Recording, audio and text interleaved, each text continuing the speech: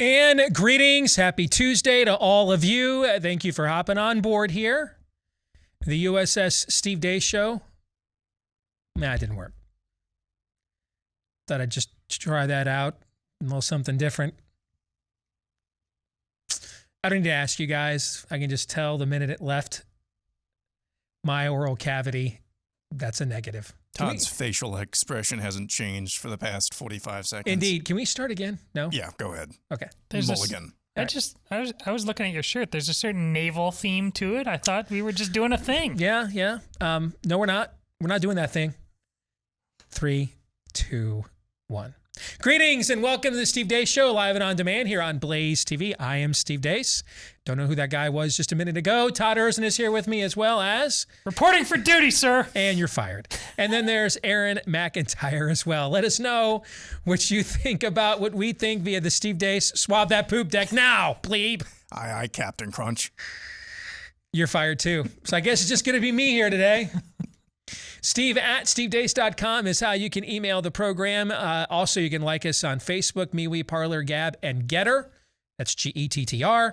If you're looking for clips of the show that are free and then also free of censorship, go to rumble.com/Steve Deace Show. And don't forget, you can follow us on Twitter, at least for now, at Steve Deace Show. And again, the last name is Deace. I've got to tell you, right from the top, though, before I get to anything else, breaking news. I've tried the new Rocky Road Built Bar. Folks, I'm here to testify, okay? That thing, I got a handful of emails from people last night. They're like, holy cow, I just tried that. Have you tried it yet? I have. Now, I would still disagree. There's the chocolate chip cookie dough flavor, and then it's Space Bar, okay? But in that next tier, right alongside the coconut brownie chunk, we can now add the Rocky Road. I mean, they nailed this. It absolutely tastes like a Rocky Road ice cream when you were a kid. It's absolutely fantastic. It is the latest fantabulous flavor from our friends over at Built Bar. They have so many of them now. You want to get signed up just so you can get alerts in your email when these specialty flavors show up for just a day or two, because this one is that good. But heck, even the normal variety box is pretty good. That's what got me hooked on Built Bar before I even knew what their specialty flavors were. It is absolutely the best protein bar you have ever had. It'll taste like a candy bar, but far, far more nutritious than one as well. All of them covered in real chocolate. If you want to try it now, oh, and yes, it is easy on the tummy. That's a big thing nowadays. So if you want to give it a shot, Built.com is where you can go, BUILT. For Built.com, use my name, the last name, Deace, as your promo code, and get 15% off when you go to Built.com. Pardon me. Thank you. Okay, on the show here today, we have a treat for you at the bottom of the hour. Ian Miller is going to join us. You know, a lot of those trusty graphs and charts we have shared with you over the last year and a half. He is the mastermind behind many of them. And he's going to join us for a latest deep dive on COVID data vis-a-vis hysteria. You do not want to miss this coming up at the bottom of the hour. Next hour, we will play our weekly game of fake news or not. Also, we've got Pop Culture Tuesday. We're going to look at what happened to the Olympics. Lowest watched Olympics since NBC bought the rights exclusively more than 30 years ago. Why? It was still a very successful event for the U.S., ended up coming from behind to win the overall gold medal and medal count after a slow start. So, I mean, is there a reason that the ratings were so low, or a group of reasons? We'll get into that coming up with Pop Culture Tuesday later in the program. But before we begin, we, of course, have to start where we always do with Aaron's rundown of what happened while we were away. What happened while we were away, brought to you by that one doctor from Indiana. Dr. Dan Stock is a family medicine physician in Noblesville, Indiana. He went viral over the weekend after speaking to a local school board about the continued ridiculousness of mask mandates and other virus mitigation measures in schools. To address your comment about, geez, it's hard to believe we're 18 months into this and still having a problem, and I would suggest the reason we still have a problem is because we're doing things that are not useful, and we're getting our sources of information from the Indiana State Board of Health and the CDC, who actually don't bother to read science before they do this. I would hope this board would start asking itself, before it considers taking the advice of the CDC, the NIH, and the State Board of Health, why we are doing things about this that we didn't do for the common cold, influenza, or respiratory syncytial virus. And then ask yourself, why is a vaccine that is supposedly so effective having a breakout in the middle of the summer when respiratory viral syndromes don't do that? Dr. Stock lays out in great detail over the 6-minute video various pieces of evidence from the CDC and others contradicting the current mainstream advisories for schools and COVID before he ends with this flourish. For the policies that you are basing on are totally counterfactual. I don't blame this board for that because I know you aren't scientists and you've thought it was reasonable to listen to the CDC, NIH, and the Indiana State Board of Health. But I would encourage that instead you listen to the people out here in this audience and read what's on that data drive.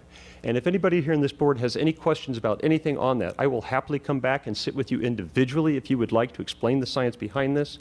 And if you're worried about being sued by somebody because you don't follow the guidance of the CDC and the NIH, I will tell you have a free pro bono expert testimony at your disposal. I will testify in defense of this board, turning down all these recommendations for free at any time in any court.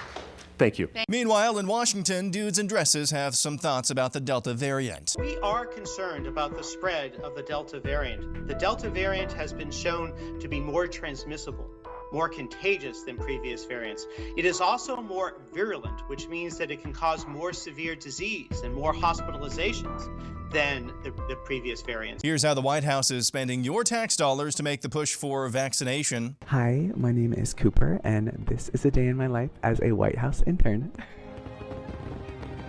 We did a joke. Hey everyone, vote. Usually I start off with a big coffee. Sorry, they're like really strict in here. Hey Jenny, I booked you a nail appointment, love. Yeah, I didn't tell you to do that. It's called Initiative. That's some unknown social media influencer who's paid with your tax dollars to make this video. Dr. Anthony Fauci is really kind of probably not so much confident about masking children. We would feel very badly if we all of a sudden said, okay, kids, don't wear masks. And then you find out retrospectively that this virus, in a very, very strange and unusual way, is really hitting kids really hard. That's the thing. Nobody feels comfortable at all about having children be put in a situation where it might ultimately, the way some people study, have some impact on them. But hopefully this will be a temporary thing, temporary enough that it doesn't have any lasting negative impact on them. He made those comments to radio host Hugh Hewitt on the Salem Radio Network. It's now official. The United States military is requiring COVID vaccines for all active service members. Former CDC Director Robert Mask is better than a vaccine. Redfield is really confused where the CDC is getting its data from for its mask recommendations. Where have they been for the past, ever since then? What's been going on for the past 9, 10 months? Why don't we have data rather than, as you say, just opinion that's leading this push with our schools? I think it's a fair criticism. I'm of the point of view that this has to be locally decided as opposed to a general mandate, particularly in the absence of data. But I've said before, I do believe that masks are better than having received a vaccine that didn't work in you. But that's not to say that I'm convinced that we can make the statements that the best way to protect kids in school is, as some has advocated, universal masking. Florida Governor Ron DeSantis is moving to withhold the paychecks of school officials who implement mask mandates in his state. The move comes after the Florida Board of Education voted to allow students to transfer to schools with mask mandates if they don't feel comfortable going to a school where masks are not required. Pennsylvania Governor Tom Wolf says the state will not be mandating mask requirements within schools there. Meanwhile, in France, for those of you listening, what we're watching are the French police randomly checking citizens' vaccine passports while they're outside on patios enjoying their coffee. Moving on, the Olympics are over, but that doesn't mean we get to say goodbye to Wokio. Gymnast Simone Biles has come out as pro-baby murder and even had the audacity to say, quote, "It's not that easy," and coming from someone who was in the foster care system, trust me. This weekend in Colorado, a fan of the Rockies' Major League Baseball team was heard yelling this during a quieter part of the game. And again, it's 2-0, and this is not to pick on Ben. Turns out the fan was yelling Dinger, the name of the Rockies mascot, not the N-word. But we didn't learn that until half the blue check marks on Twitter and the New York Times slandered the fan as racist. And finally, this from the Babylon Bee. Obama's massive birthday party concludes with fireworks reading, "Stay home, stay safe." And that's what happened while we were away. Aaron's Montage brought to you by our friends over at Keeps. Hey, if you watch that, you've got a few other really good reasons to be stressed out. Don't let your male pattern baldness, though, be one of them. Nor that receding hairline doesn't have to be anymore with our friends over at Keeps, where they offer you the same FDA-approved hair loss treatment, but the generic version, so you only pay about half of the cost, minus that huge markup. And then there's all that convenience. You do everything online. You talk to a licensed physician who gives you an FDA-approved treatment. You take pictures of your hair, answer some questions. Again, all that's done online. They then ship it directly to your door. Can't beat that unless we give you even more savings to get you started. So we'll do that too. Half off your first order on top of the savings with the generic versions. You can't beat that. Just go to keeps.com/grow for KEEPS. That's how it's spelled. Keeps.com/grow. Half off your first order at keeps.com/grow. Later today in the overtime, we're going to be looking at the latest polling from our friends over at the Trafalgar Group.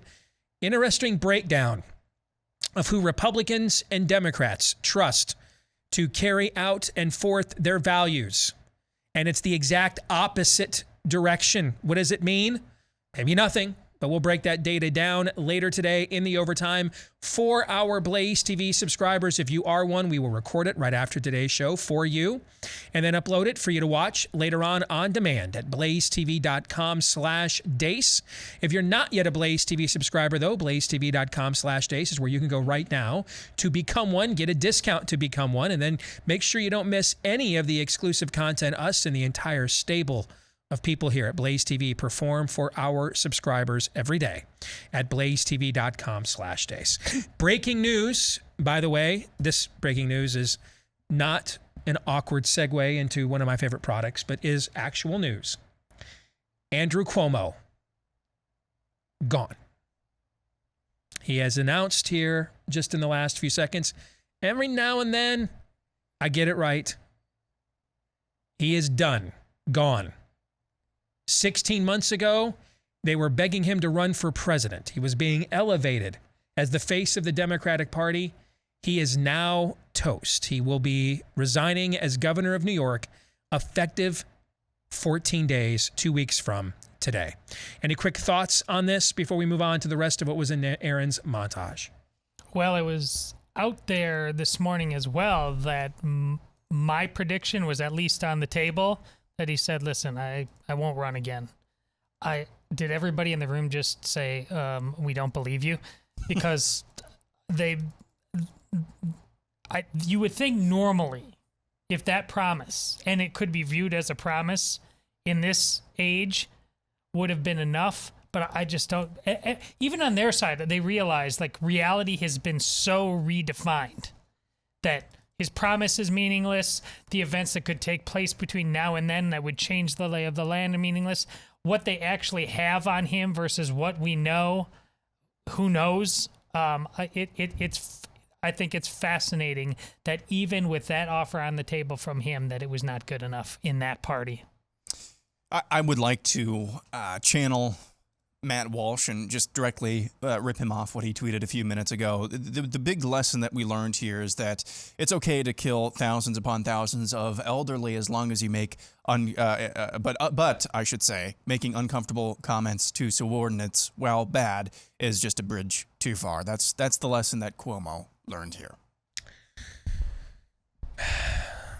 I'm going to be even more cynical. See, the reason why I thought he was gone all along is not because I believe in some form of idealism. It's because I still believe in politics.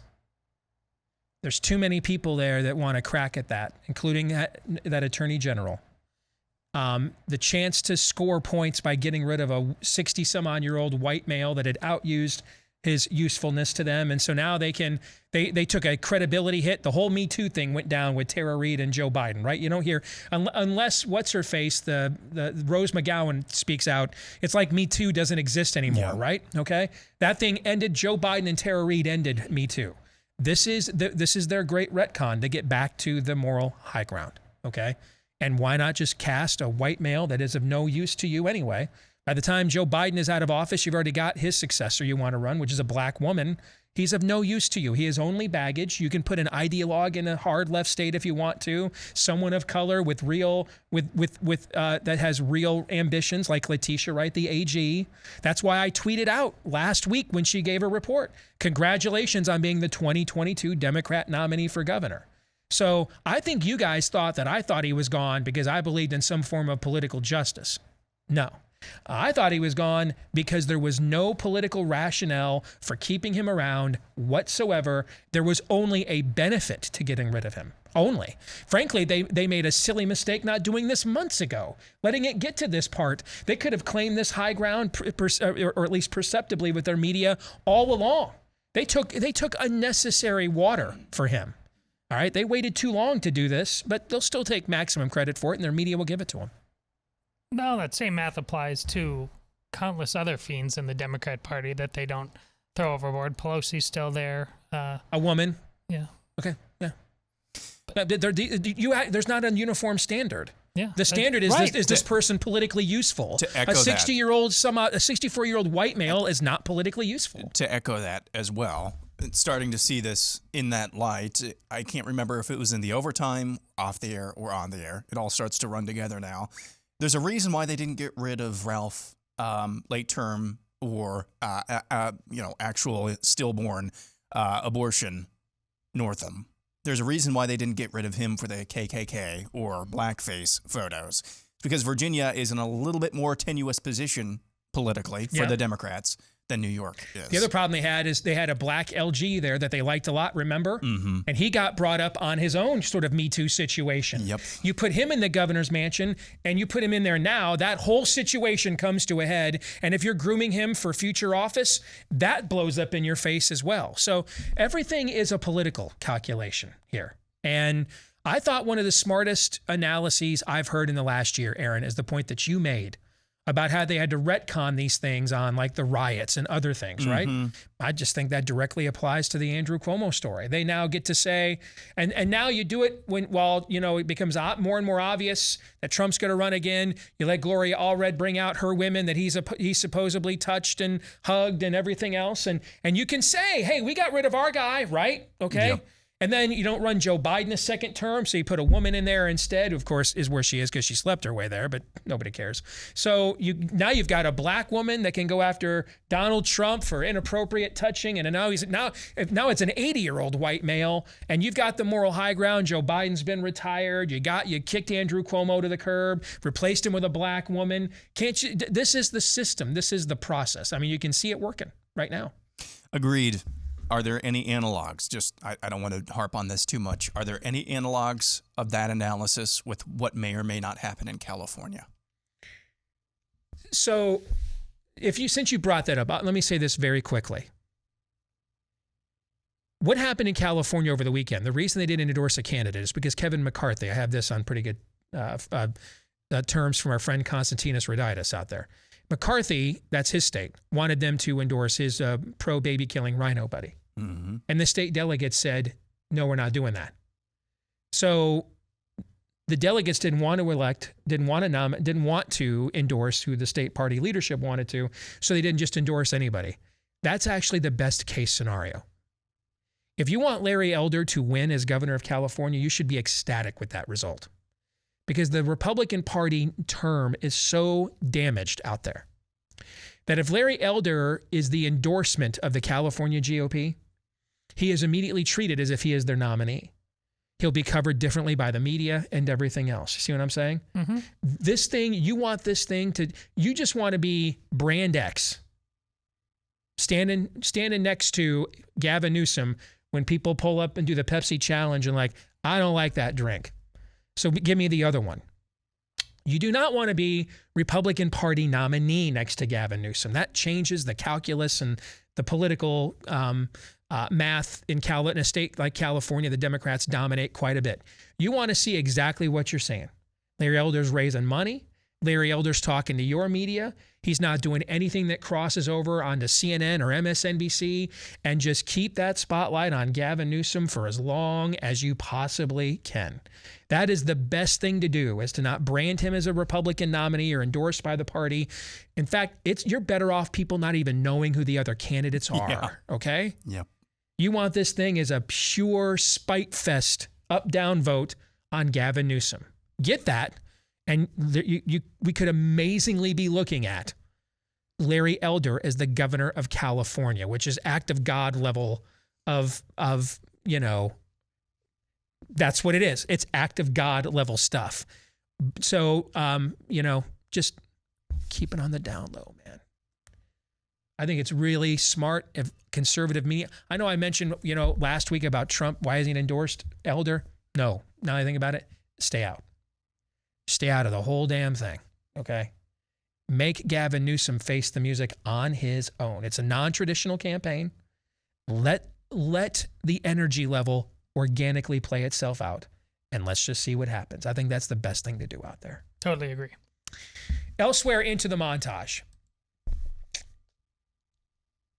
For the first time I can recall, at least since the very early days of this, was there some level of self-awareness and empathy and introspection there from Anthony Fauci? No. On some level. I mean, on some level. Granted, man, it was scant. Here's what I think that means. I think it means that the polling and popularity of masking kids is really bad. And there's a lot of angry people about it. Because I think he's beyond empathy and self-awareness and introspection.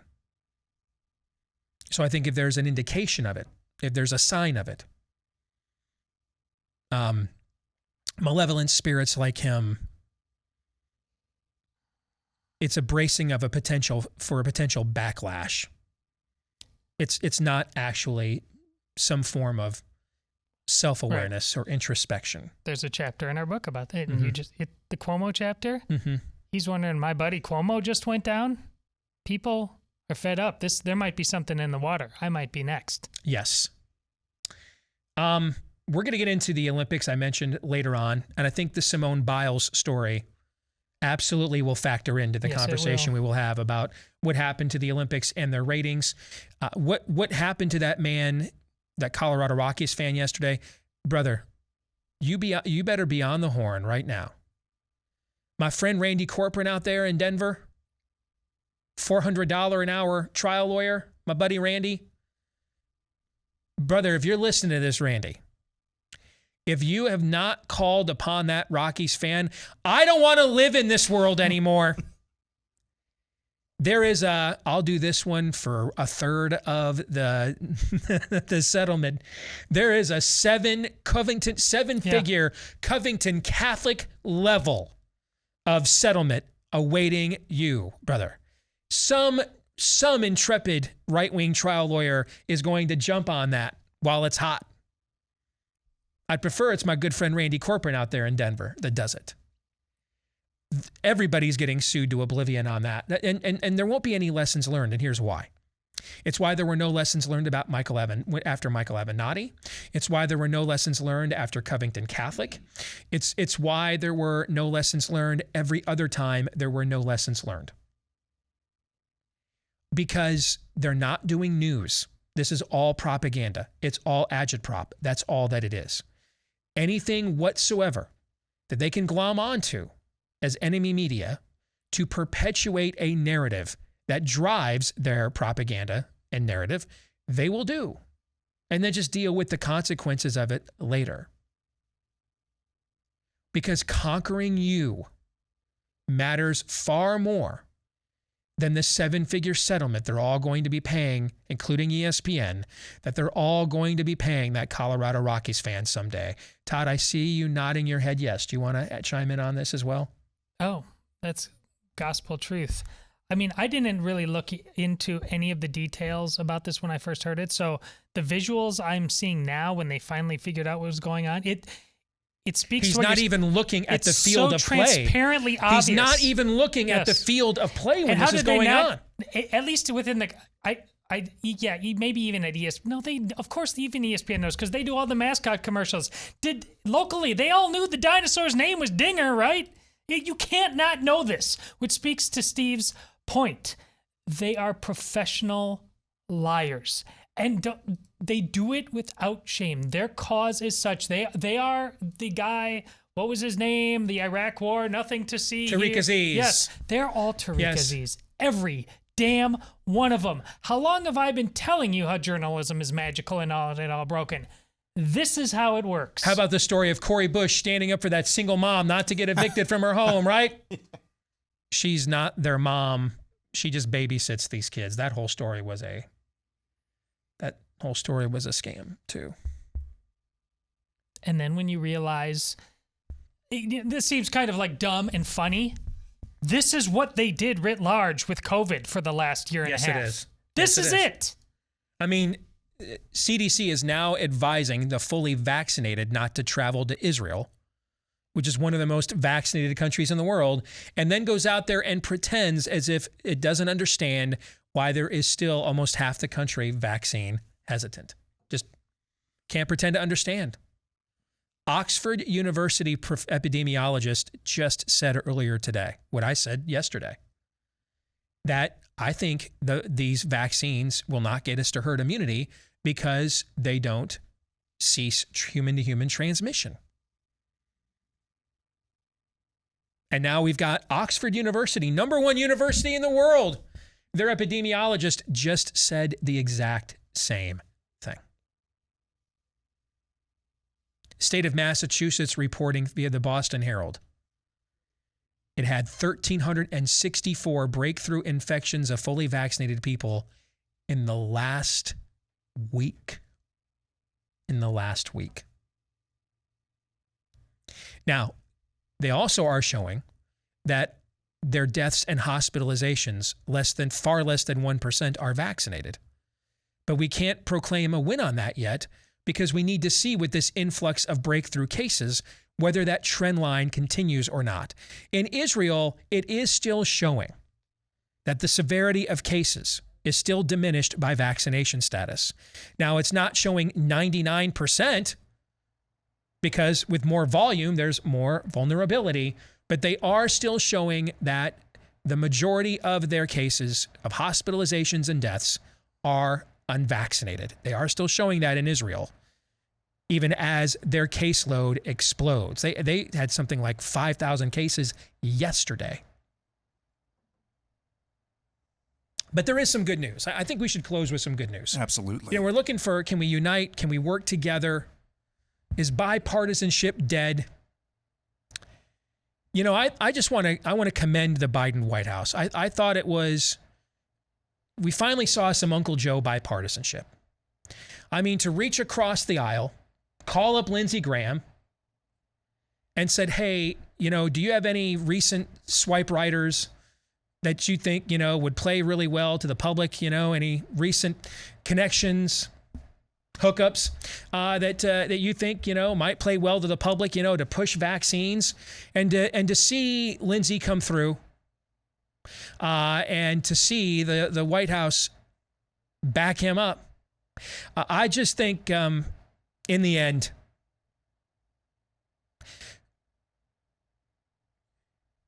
we poke around quite a bit. Okay, I'll stop now. Can we go back to the Navy theme? In the Navy. Yes, we can. We can do that too. Another one of Lindsay's favorite songs. All right, now I'm done. Ian Miller, the man responsible for the charts of death, will join us here at the bottom of the hour. Stay tuned.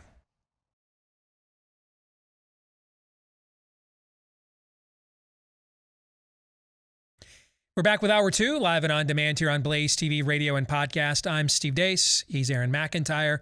That's Todd Erzin. Let us know who you are and what you think about what we think via the stevedeace.com inbox. Email the program, steve@stevedeace.com. That's DEACE. Like us on Facebook, MeWe, Parler, Gab, and Getter. Follow me on Twitter @Steve Deace Show, and then get clips of the show for free that are also free of censorship from big tech over at rumble.com/Steve Deace Show.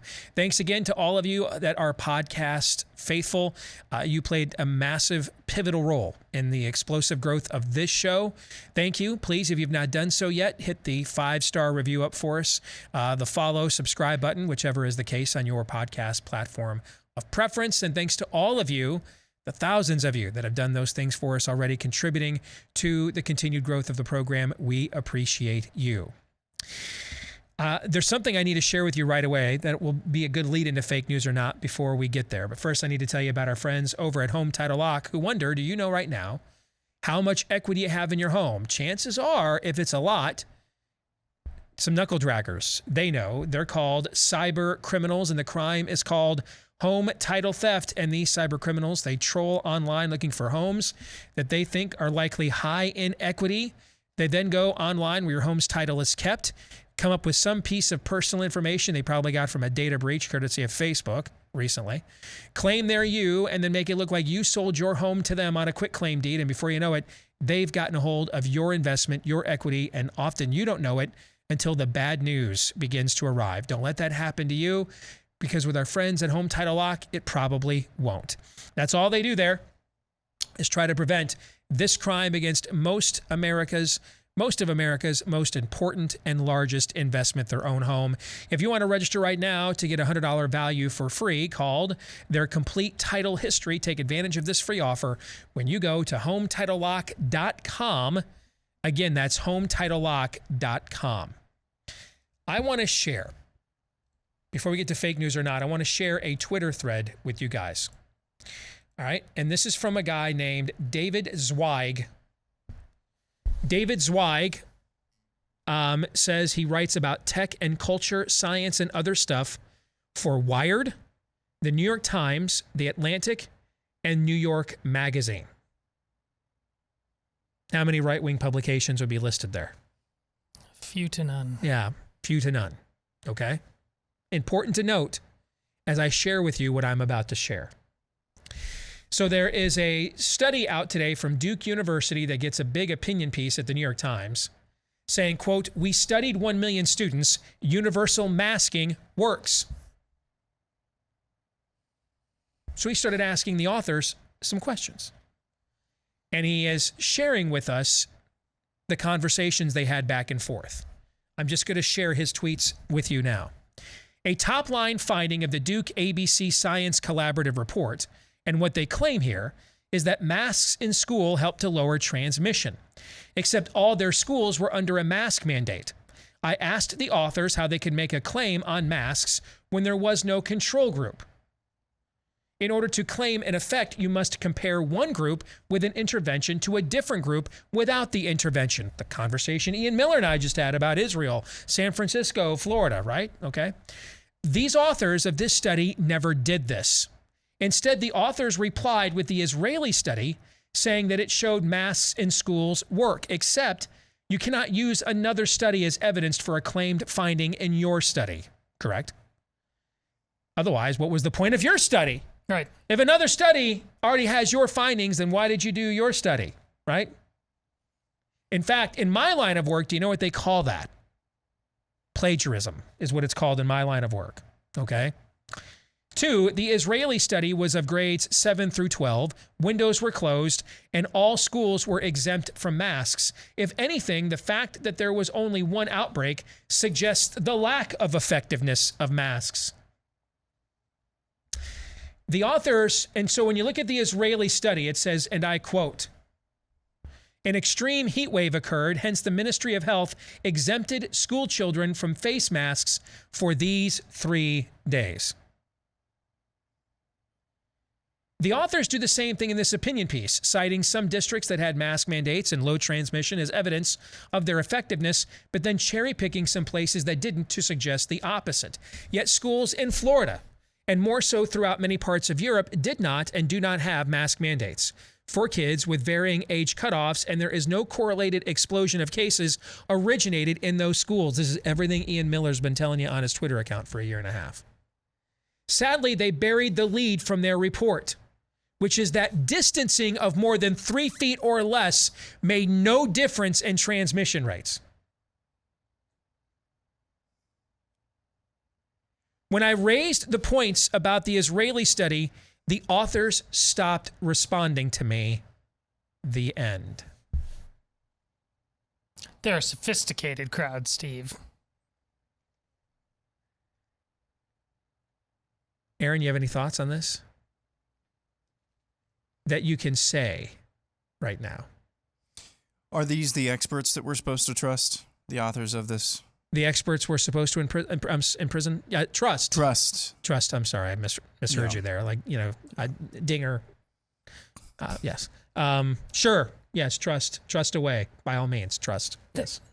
The beginning of the montage today, when Aaron aired the speech from that doctor at that school board meeting, that the point can't be stressed enough about what he said. Like, I get why you trusted the experts. This is, on some level, you know, it is their pay grade, but you need to be mad at the amount of times not only A, they failed you, but B, clearly lie to you, and C, hold you in contempt. Yes. And now you can't say this isn't my pay grade anymore because of what they're doing to you. You need to make it your pay grade. You need to be very, very upset with this and not tolerate it any longer and do to them what just got done to Cuomo in New York. I have exposed things like this, and people like me and Daniel Horowitz and Ian Miller and Justin Hart and others have exposed things like this for the last year and a half. This is not new. What's new is that there's another class of Americans that want their damn lives back and are sick of this, that now work at places. Wired, by the way, I mentioned to Ian Miller last hour that I put out a thread the day that the Tokyo Games banned fans and Tokyo went into an emergency order for COVID. I went through a list of media stories over the last year and a half chronicling how we should follow the lead of the Asian countries that show us you can beat COVID with masks, right? One of those stories was from Wired. What's happening now is, let me reiterate this. All Branch Covidians voted Biden. Not all Biden voters are Branch Covidians. There's another layer of American that is sick and damn tired of this. I mean, there's even reports from Axios now that the Biden White House is going to CDC and saying, where's the freaking data for this stuff that you're saying? Because this isn't helping them. They're going to get annihilated next year on the current trajectory. Gavin Newsom, unless they can fake enough printed home ballots, and they will try, is getting recalled here in a month. The backlash here is real, Terry Hatcher, and it is spectacular.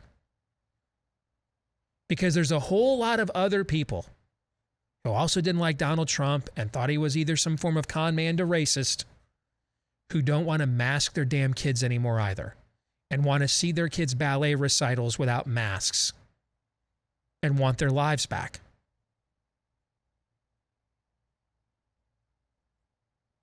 And those people now are starting to do their own work. Those people now are starting to ask questions. See, I've been asking questions about this on these mask studies since last year. But now there's another sector of America that is like, okay. And the turning point here was, we waited around like you told us to. We obeyed like you told us to. The magical vaccine has arrived, and now you're telling us it's not as magical as we were promised. And to go back to living somewhat the way we were before, that's That's going to be a no from me, dog. Okay? That's going to be a no from me.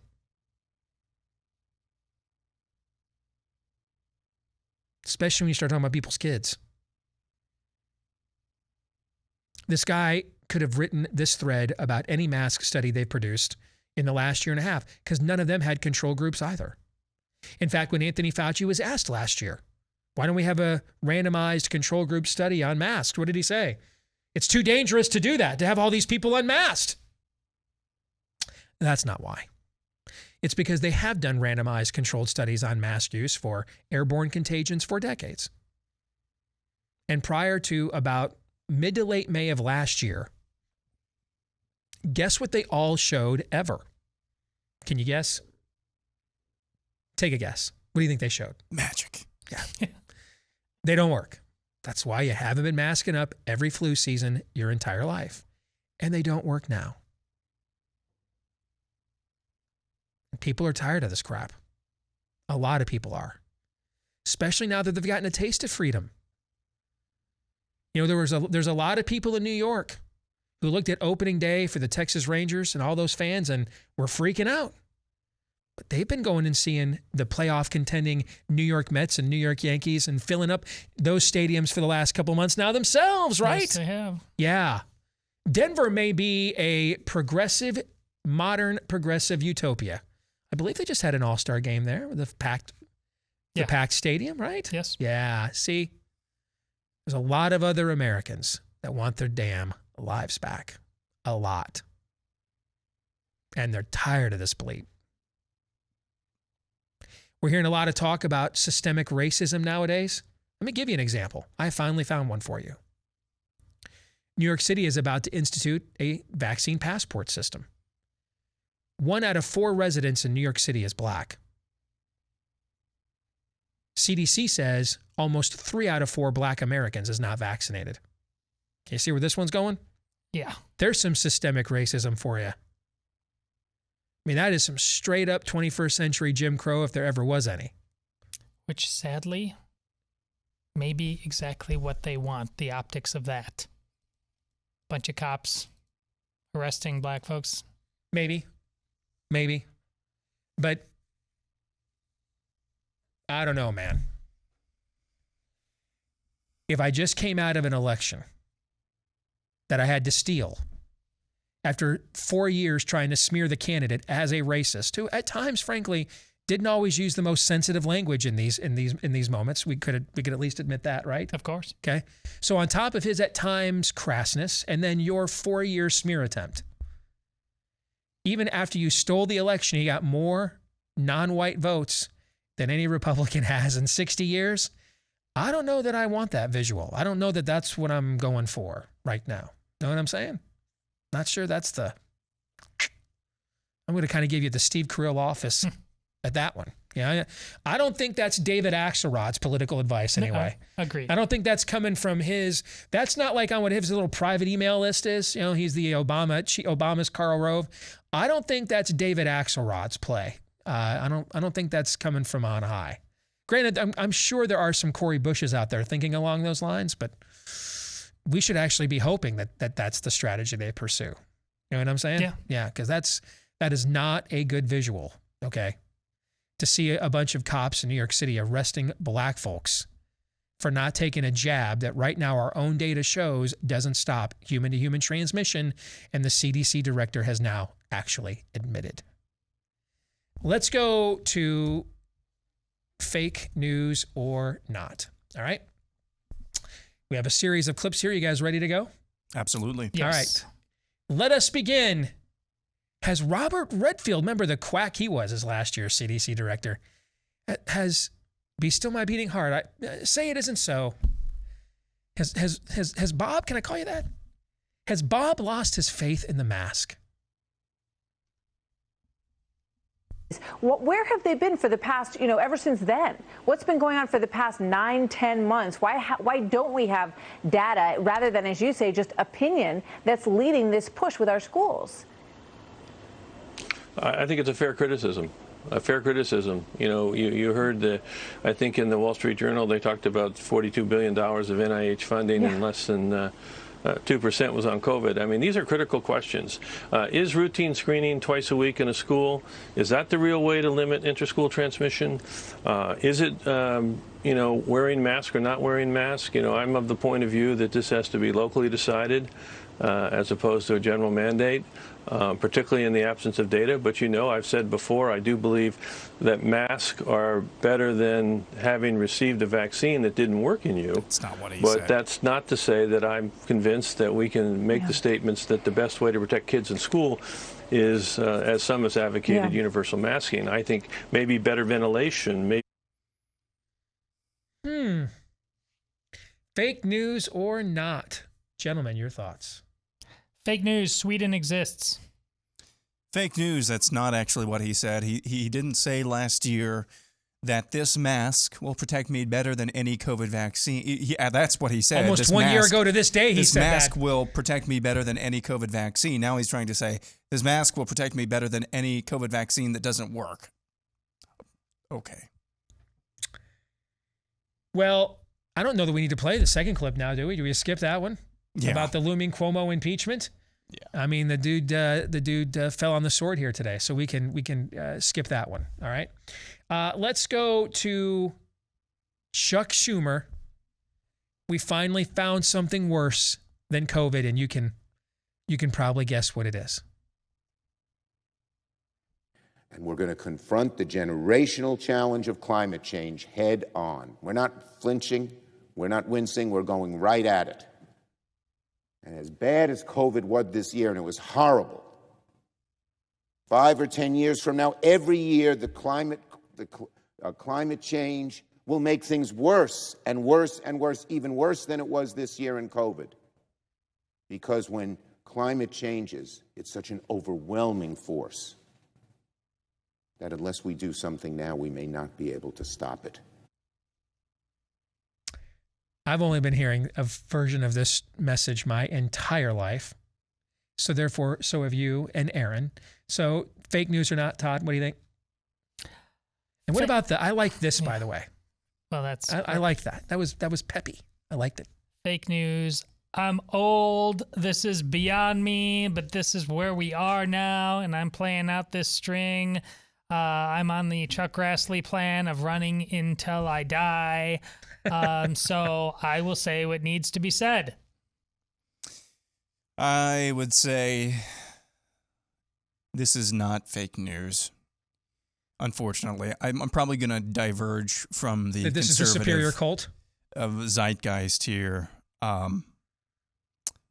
They have been saying this. You are correct. They have been saying this since the 70s, the 80s, the 90s, the thousands. Now, the aughts, I guess is what you call them. This time, though, they are correct. This time, though, it really is the apocalypse. You know, it's funny. Somebody pointed out on Twitter, I believe it was Jesse Kelly today, how similar the talking points are between climate change, global warming, and COVID hysteria. Have you noticed that? Yes. Particularly in the last 6 months, this is true. Yeah. Yes. Yeah. And now it's even, I would argue it's even breaking down ideologically along those kinds of lines now. Yes. Because for the longest amount of time, ever since I've been alive, and we have claimed this for years on this show, every cult needs its apocalyptic doomsday story, and that's what global warming is to leftism. One of the reasons I think that people along the ideological lines that you were talking about, Steve, were so keen to accept COVID-19 as doomsday is because they had been conditioned to do so already with global warming. Now, this was maybe just a test run for them, but they're still going to be there because fundamentally it's a godless ideology. It really is. And so doomsday must be averted by any means necessary because this life is all there is. Let's go to one of our favorite all-hat, no-cattle, ballless wonder Republicans who made an entire career out of one soundbite, Chris Christie style, but didn't do a damn thing the entire time he was in office, couldn't be relied on to do anything that we wanted whatsoever. So he, of course, parlayed that into a regular gig on the most prominent conservative media platform, Fox News. I'm speaking of none other than... and I guess it's a state where like pretty much all the Republicans they send us suck. South Carolina. Here's our old friend, Trey Gowdy. Science and politics don't mix. It leads to distrust. And just so there's no mistake, I've been vaccinated. I'll take a booster shot if that's what my physician tells me to do. I'll get revaccinated if my doctor advises it. I'll wear a mask. Yes, it's inconvenient, but I'll do it if it makes others safer. What I'm having trouble... It doesn't do any of those things. You'll get revaccinated. How about re-vaccinated? I mean, listen, man. We've already got one South Carolina elected official who will take multiple injections on his ass. Do we need another one who's going to sign up for it as well? Apparently the answer is, yeah. I mean, do you guys ever send us good politicians out of that state? What the hell is going on in South Carolina? I mean, do you guys ever send us anyone good? Ever.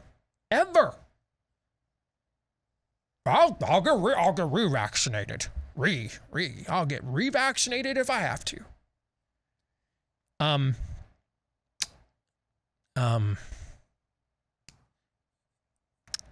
If you have to get re-vaccinated,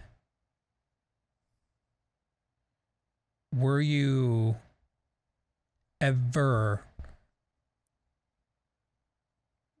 vaccinated? Were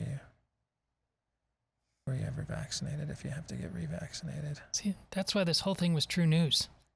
Could there have been a There's better... no doubt it's true news. Yeah. Dude, Trey Gowdy will wear 19 masks. Yes. That was a perfect embodiment of the last year and a half that we've been right there. He says science and politics don't mix, and then he gave you nothing but politics posing as science. Yes. In the very next breath. That's what I love. I mean, that clip to me is, with a few exceptions, our old colleague Bongino or Tucker, but with a few exceptions, that clip is 20 some odd years of Fox News right there. I will give up the premise of every argument that the Democrats come after us with, but I will defend your right to not participate. Good luck with that. So I will grant their premise on every argument, but I will defend your right to not have to comply. If that ain't 20 some odd years of Fox News in one clip, man, with a few unfortunately few exceptions, I don't know what is.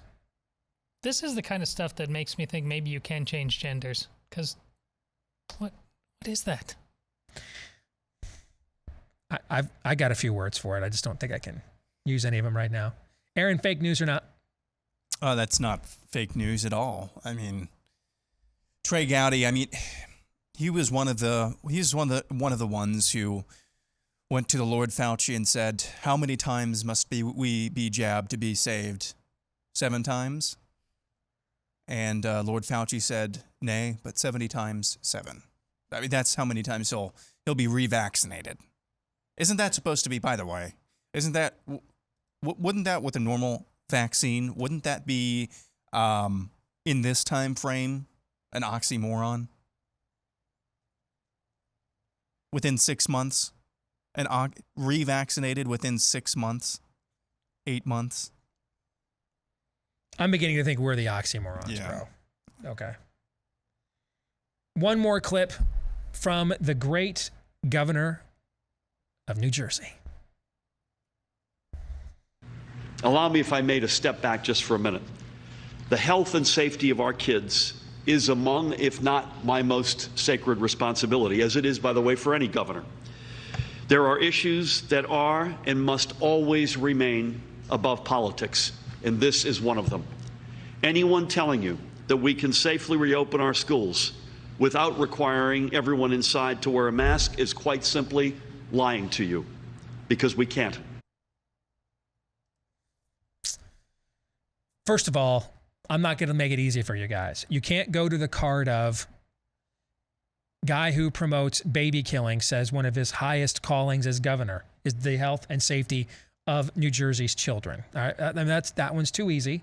So I'm going to take that off the table, make it a little more difficult for you. Fake news or not. Aaron, you go first this time. It's not fake news.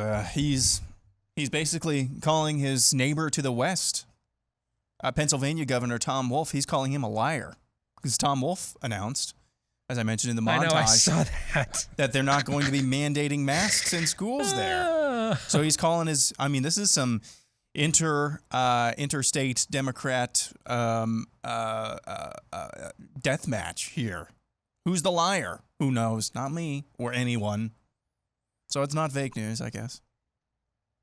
I guess you get whatever Rachel Levine is away from Tom Wolf, and a little common sense reemerges there, I suppose. What do you think, Todd? Well, fake news or not? Not fake news. Hey, I see you and raise you, a Catholic priest who went viral yesterday. He was speaking to, it wasn't at Mass, but he was speaking to a sizable segment of his flock and addressing mask mandate protests that would be going on there. And he told his flock, he said, if any of you are a part of that, don't you come to me for help, because that's nonsense. So yeah, this is, he's got the clergy on his side. He's got the holy folk covering his back. So yeah, I mean, he's got Trey Gowdy on his side apparently. Just make the argument that with no data that it will help people, and Gowdy's all in, man. What's left to do? Make tar and feathering great again. That's what's left to do. Yeah. Make tar and feathering great again. That's what's left to do. So if you've followed us along this trail of tears here for the last 20 minutes or so, you're probably thinking, where do I go to get equipped to do something about this? That's where we need to tell you about our friends over at Patriot Academy. They host these self-defense courses at the Frontsight Firearms Training Institute out there in Nevada, just outside of Las Vegas. It's the premier firearms and self-defense training organization in America. They don't just teach you how to defend yourself with a weapon, but how to defend yourself with an even more powerful weapon, the U.S. Constitution as well. So you'll get physical training with a firearm during the day, and then intellectual training on your rights and our founding documents at night. The next one is coming up this fall. If you want to register to go, it is a family-friendly program, and it's a wonderful thing. You can take everybody there if you would like. Often our friend Daniel Horowitz helps to coordinate these as well. Register for their upcoming course today. You could receive up to 90% off the training. You'll have to take care of your own accommodations still, but the discount applies to the training itself. 90% off when you go to constitutioncoach.com and register today at constitutioncoach.com.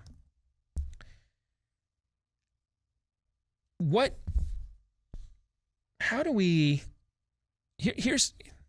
I'm going to ask this question, and I'm going to do it on purpose here at the end so that we don't have a long time to talk about it, because all the answers will offend people, and maybe needlessly.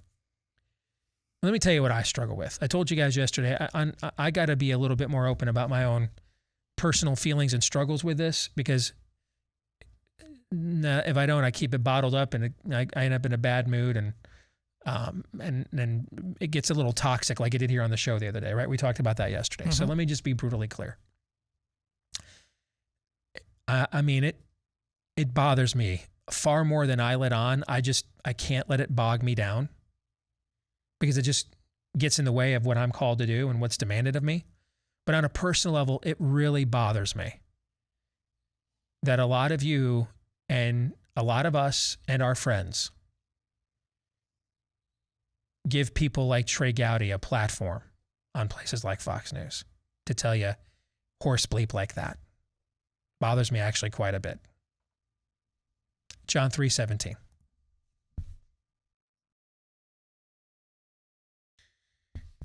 Couple little quick addendums on fake news or not. Did you guys see that the media tried to make a big thing yesterday about Florida's COVID deaths and cases because of a CDC report? And what CDC actually did was take 3 days and claim it was one. Did you see that? I did. And the Florida Department of Health said, you guys, that's not how we count. You guys took 3 days and made it a 1-day report. So, again, what don't these people lie about at this point? Do you know? I do not. I don't either. Also, several of you have emailed in with a good clarification that maybe Tom Wolf has not any common sense, but has his hands tied because they had a referendum, remember, back in May. If we forgot about that, where the voters in Pennsylvania voted to strip him of his emergency powers. So that he could not institute this on his own now, even if he wanted to. So that is something worthy of noting as well. As is Brickhouse Nutrition. Man, if we have learned anything in this last year, it is when a good product comes along that helps us take good preemptive care of ourselves because we have a sick care system. I mean, Anthony Fauci's taking 10,000 IUs, he says, of vitamin D a day. He said that in an interview recently. Do you think that maybe he should have been for a year and a half recommending the average American take that? Don't you think that might have been a good idea? Right? I mean, we have That's waves. not going to pay the bills, yo. We have waves in the north when people are primarily indoors when it's really cold, right? And then we have waves in the south when people are primarily indoors when it's really hot. Do you see a trend here? Might it have been a good idea to tell a whole bunch of people, especially the seasons when you're indoors a lot, take a lot of vitamin D, right? Yes. Maybe. The numbers of people who end up vitamin D deficient with COVID hospitalization is overwhelming, by the way. That is just one preemptive healthcare thing we could have done, but there's no money to be made in preemptive healthcare by the sick care system. So they often don't tell you things like this. That's why it's left to people like us and products like Field of Greens from Brickhouse Nutrition, real USDA organic fruits and vegetables packed with antioxidants that support heart health, metabolism, blood pressure, digestion, pre and probiotics, and more. You mix it in a water-based drink, and in that one glass, you're going to get more in that one serving of fruits and vegetables than the average American will get in a day, if not more, sadly. All right, if you want to give it a shot, this is part of my morning regimen. BrickHouseSteve.com is where you can go and use the promo code Steve to get 15% off your first order. 15% off your first order with the offer code Steve at BrickHouseSteve.com. All right, let's get to it. Some Pop Culture Tuesday. This is when we look at the intersection between popular culture and conservatism. Let's talk the Olympics. Final TV ratings are in. Worst TV ratings that NBC has suffered since they bought sole rights to the Olympics 33 years ago.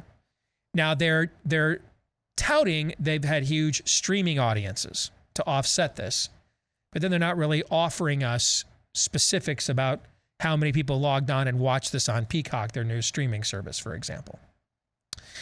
There seemed to be so little buzz. And in the end, though, it was a huge on-field success for the U.S. The United States came back on the final day to overtake China for most gold medals, resoundingly won the overall medal race by something like, 20, 25 medals or something when I saw it. Okay.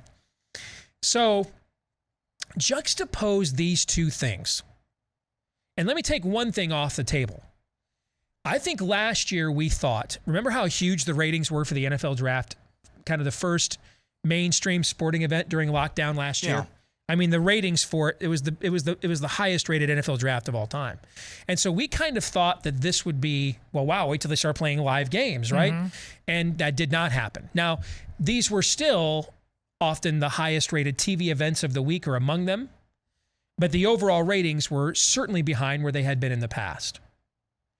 And so now when you look at the Hall of Fame game ratings last week, wasn't that the highest rated NFL preseason game in something like 7 or 8 years, I think I read? Yeah. I think one factor that we absolutely have to consider before we get into any cultural factors is that it's just much more attractive to people from an energy level and an entertainment value standpoint to watch sporting events with fans.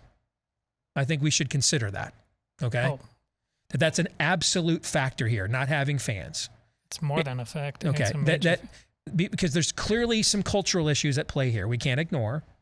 But I don't even know that they would rank as high as It's just not as exciting to people when the fans aren't there to cheer and add energy and make you feel like you're a part of that crowd. Okay? That's somewhere high on this list, don't you think? Asked and answered, totally. Yeah. We can debate whether it's number one or not, but it certainly ranks somewhere high on this list, especially when you see how well the NFL Hall of Fame game performed opposite the Olympics and on a new network. Normally that game is on NBC. This, I think, was the first time it was on Fox because NBC was carrying the Olympics instead. All right, so with the crowd factor acknowledged and addressed, and they didn't have spectators here because of COVID in Tokyo, how else would you explain this? So, Todd, this is more in your wheelhouse. We'll start with you. Well, it just light bulbed right as you pass it off to me. But to go back to the crowd factor, it's not just the crowd shots in the stadium, but you had no tours of Tokyo and Japan and culture that you get with every Olympics. You get to look a history lesson, a cultural lesson, and a lot of people like that. I enjoy it. There was almost none of that. You got the same blimp shots basically of Tokyo. So there's that. It's the Simone Biles thing was a problem. She was the face of these Olympics, and then that happens, and it even had there not been all of the drama that we talked about on the show, she's just not performing, that would have taken a hit. But then you have all kinds of people. The Olympics ultimately, you're not coming to the NFL, the kneeling and all that stuff. It's very frustrating regarding the NFL, but the national anthem is, 25 seconds and you move on. It's not inherently patriotic. The Olympics is all about patriotism. And ultimately, this thing starts going into all of the areas with mental health awareness and just shoving it down your throat and shoving it down your throat. And so you can't even get that patriotism fix because one of the spirits of the age that is even though this mental health thing isn't a direct attack on the flag or patriotism or anything, you can smell a rat. You can smell all the things that are constantly being imposed on you. The kind of people who make excuses for their country want to distract you from being proud of your country. And now you want to make this moment, like I said, I can't imagine being any prouder, any athletic experience whatsoever, winning a Super Bowl, none of it, than to get to stand on the podium with a gold medal and hear the national anthem. Yet this became the anthem of the whole week. Mental health awareness, not strength, human perseverance, what you can do. That's what the Olympics, the essence of it is, all of the great stories. And they totally flipped the script. There's no way that did not have an effect on it, because by the end, the U.S. track team, the women in particular, great stories, almost all of them Black women, but people were exhausted by that time. And the track it's all, I don't know if many people pay attention, but it's always the same schedule. Gymnastics and swimming are always at the beginning. Track is always at the end. And yeah, you didn't learn about, even though Allison Felix has been around for 5 Olympics, most people didn't watch what she did. Again, I didn't. You wanted to hear Dalila Muhammad. You wanted to hear Athing Mu. The girl who 3 years ago was my daughter was on a podium with Athing Mu. It was amazing to see these stories. She's 19 years old, and she just won her first gold medal in the 800. That had not been done since 1968.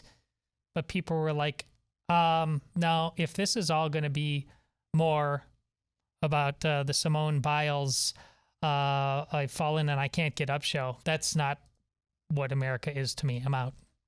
You want to add to that, Aaron? Well, I just think people go to the Olympics, one, for the athletes they know and love, to see them compete on a world stage and to see their country well represented. I don't think that there are very many outside of the, or inside, I should say, the traditional Olympic sports that we think of. I don't think of baseball or basketball. I know that those have been around, but the Olympic-only sports that we refer to, the swimming of the world, things like that, I just didn't think that there were a heck of a lot of stars, unlike years past. There were multiple household names on the U.S. men's swim team in the last 3 or 4 Olympics. I couldn't name one swimmer even now. On the women's swim team, Katie Ledecky, that's about it. Mm-hmm. The U.S. women's gymnastic team, Simone Biles, I mean, she was the biggest star heading into the Olympics. I mean, she was the biggest household name, I would argue, of any Olympics, or of any of the Olympic teams, I should say. But then when that happened, when that went all down, most people probably didn't even spend enough time figuring out to form an opinion on it. They just saw she withdrew from competition it wasn't injury related, and they're just like checking out. Here's a big factor that I think is getting overlooked quite a bit, and it's kind of a dual factor. One is the time difference. I don't remember the Beijing Olympics nearly having this bad of ratings, but I think the I think the time difference was a little bit bigger of a deal this time as well. The Beijing Olympics were also in 2008. Twitter was not nearly as big of a deal in 2008 as it is in 2021. Most of the events that people want to watch were at times of the day where they couldn't watch it live. So they had it spoiled for them most of the time by social media. That happened over and over and over. There was one instance last week where Bella and I were watching a race, and we were getting into it, and then I saw that it wasn't live, and then I just blurted out, "Oh yeah, the Canadian pulls to the lead here and wins," just because I already knew the event because it was already spoiled multiple times. The bigger factor even than the time difference. I didn't know where to watch anything. There are like 15 different places to watch this. Some you got to pay for. Some it was available with your streaming package. Some was available over the air. The Olympics and the NBC they did a terrible job of telling you, hey, you want to watch this event, here's where you go. Here's the time that'll be on live. Here's when it'll be on. It was terrible. So I think that was a pretty big factor as well. So the NFL Hall of Fame game got 7.5 million viewers. That's about 40% higher than the 2019 NFL Hall of Fame game did. That's the highest rating for an NFL preseason game in over 4 years. And it did so opposite the Olympics. And it got about half of what the Olympics averaged tonight, which was about 15 million viewers. So, I mean, I've said this before. For me, I was always a huge Summer Olympic guy growing up. Okay. I like a lot of those sports more than the Winter Olympics. Outside of hockey, there's a lot of things there I don't really care for. So, I mean, I would watch the Summer Olympics all my life growing up. But a part of that too was the patriotism angle. It was us against the Reds, right? You know, the Soviets. I just, this year I could have probably gotten there with the Chi-Coms, given what's gone on in the country. I used to joke, how do I root against our landlords? I used to joke about that on the show. It's different now. The relationship has changed recently, courtesy of a silly little lab in Wuhan. The problem is that a lot of these are niche or obscure sports, even like the track ones that draw huge audiences. Their athletes are to most Americans, including me. And I'm going to rely on the media to help show me who are the human interest stories that I would want to pay attention to. They didn't show me the patriotic black woman that won the wrestling championship and then turned around and used her first endorsement deal to buy her mama food truck for her business. They didn't show me that. I had to get that off of right-wing Twitter. That's where I found it, okay? They want to show me all the people that would prefer China to me. So I didn't view it as rooting against the American women's soccer team. I don't view them as Americans. I mean, just because you live here doesn't tell me a damn thing. I mean, it's just your place of residence doesn't tell me. America is a creed, not a landmass. And so, you know, all the debate about, wow, was this sign Wakanda forever or was it a protest? I mean, this is all the sports media and our media wanted to promote were these individuals. I don't care about any of them. I don't wish them like ill, but I've got other things going on in my life. I'm not carving out my time for that. I don't even like wrestling, but if you would have shown me who this young woman was beforehand, my love of country would have trumped my, 8th grade scar tissue from being humiliated in wrestling. I'd have rooted her on. I didn't know about her or that she even existed on Earth until after she won with a viral video that largely went viral because of right-wing Twitter. That's my issue, is that the things that are really marketable, unless you've got a transcendent Michael Phelps level athlete, they wanted to market the stuff that is, frankly, I get this everywhere else I go in America. I don't need it there. And so I can't even get into the whole national pride over overcoming China, because several of the athletes that they wanted to shove down my throat would prefer China to the America that I believe in. So there you go. And you know who's running these networks, so it's a way bigger problem. We talk about how people were mad with the NFL not being patriotic, but on some level, it doesn't have to be most of the time. It's the Olympics. It can't not be patriotic. Because if it's not, we're just one big, Carpathian global community, what the hell does it matter then? Why do you care if your country won the 100-meter dash over Greece? Why do you care? Well, I have no problem if a compelling story, and I know some athletes in the track world that are from different nations. I have no problem rooting for them if I love their story. But that's a different thing from this thing becoming neutral on American terms. It can never be that. And if it's that, people are going to say, "What? I come for this Jones once every 4 years. The anthem comes dun dun dun," and if it's not that anymore, it's if you're going to turn this into the woke X Games, no, I'm not going to do it. That's a good analogy, the woke X Games, because that's kind of what it feels like to me that it is. Yep. All right, that's going to do it for today's show. We are back at it again tomorrow, baby McIntyre permitting. Noon to 2 Eastern, right after Glenn Beck here on Blaze TV. Until then, perhaps, John 3:17.